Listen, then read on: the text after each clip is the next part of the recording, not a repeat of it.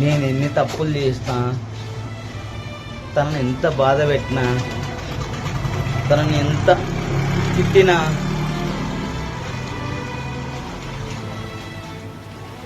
తన గురించి పట్టించుకోకుండా ఉన్నా కానీ నా గురించి ఆలోచించే ఒక్క వ్యక్తి ఎవరైనా ఉన్నారంటే అది మా అమ్మ.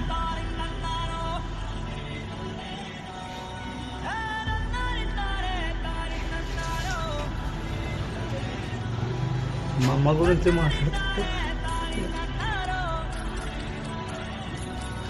మాటలు వస్తలే.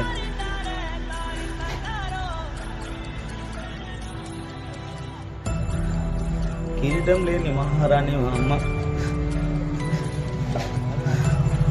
నా కోసం అన్నీ చేసింది, నేనే ఆమె కోసం ఏం చేయలేకపోయినా.